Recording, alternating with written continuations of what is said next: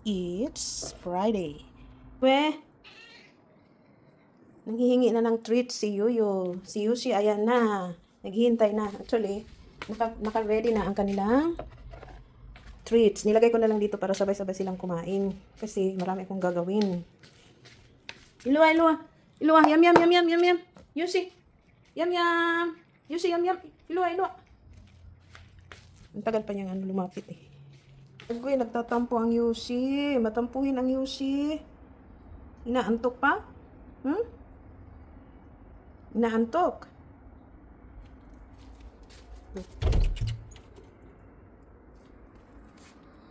Huwag kong kainin kayo siya. Ha?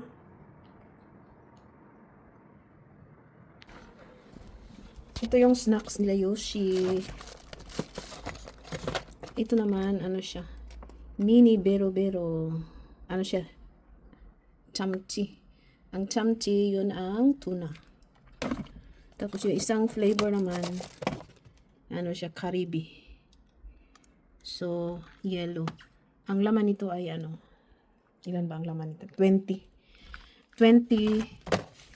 pieces. 20 pieces each pack. So, ito na lang ang natira.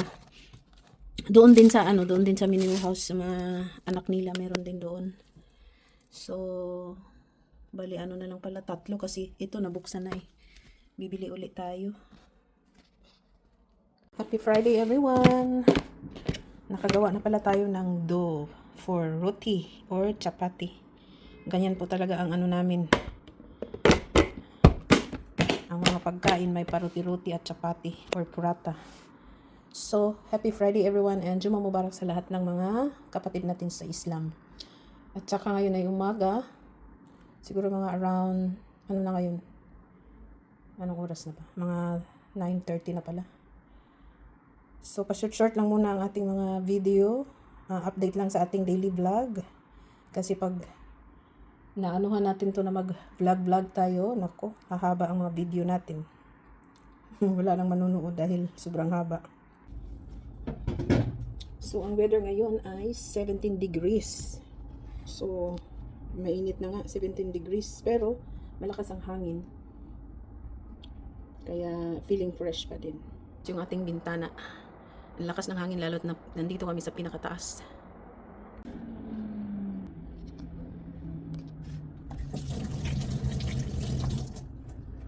So, maghiwa lang tayo ng kamatis. Kasi, gagawa ako ng ulam na pang ulam para sa roti. Ang dami pala natin gagawin doon sa mini warehouse. Pero nowadays, madalas kasi akong nahihilo, hindi ko alam.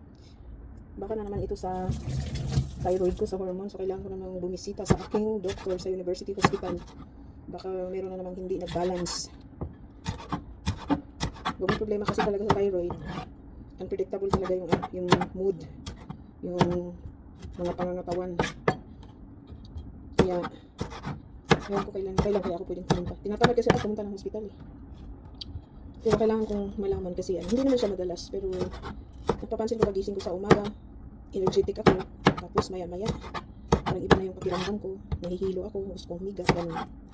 Ganun ang nararamdaman ko ngayon.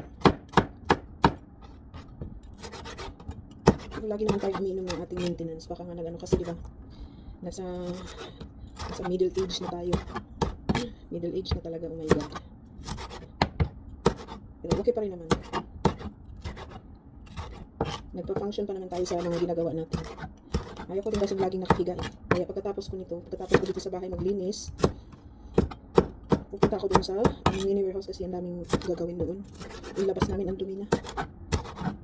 Kahapon kasi busy tayo, may online class ako. Kaya ang dami natin mga homeworks, assignments, mga assessment. Kaya siguro, baka nai-stress lang din ako dahil hindi pala madali talaga online class. Kasi yung teacher, once a week lang magkikita. Yung the rest, ako na talaga gumagawa. Pero, inshallah naman, matatapos din natin ito. Ganun talaga kasi pag sobrang gusto natin matuto ng lagi tayong, matuto ng mga panibago. Pero okay lang, kayang-kaya yan, inshallah.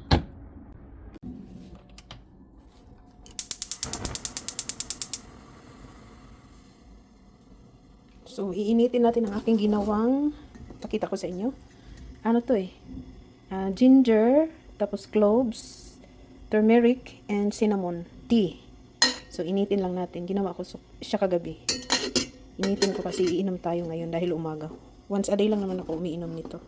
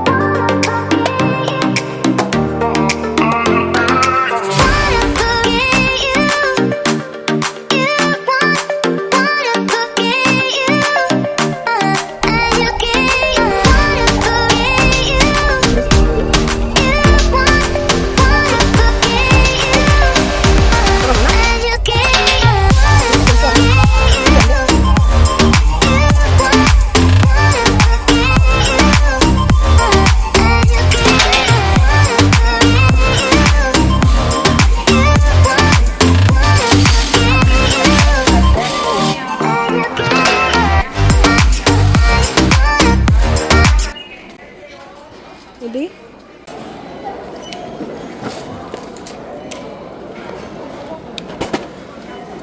여기 언제 왔어? 이거 멕시코 있어? 이거 괜찮아? 이거 리빙스리? ਬੜੀ ਗੱਲ ਹੈ ਇੱਥੇ ਆਸ਼ਕੀ ਮਸ਼ੂਕੀ ਹੋਣ ਡਈ ਹੈ ਘਰ ਆਓ ਘਰ ਗੱਲ ਕਰਨੀ ਰਪੜਾ ਮੋਬਾਈਲ ਤੋਂ So, ito pala binili namin sa Syndrome for women, 50 plus. So, kailangan ko nang mag-try nito kasi marami na sigurong kulang sa katawan natin kaya palaging may mga sakit-sakit na nararamdaman.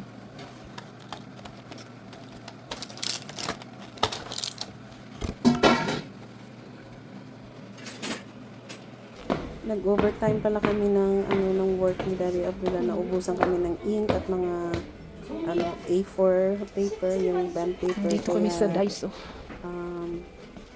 Pumunta kami dito sa Daiso uli. Sa Si Daiso Palbon? sa malapit sa office namin. So, bilis-bilis kami at pagkatapos nito ay bumalik naman kami kaagad-agad sa office. At saka nakauwi kami ng bahay nito mga 1 a.m. Meron kaming hinahabol kasi. Kaya walang tulugan po.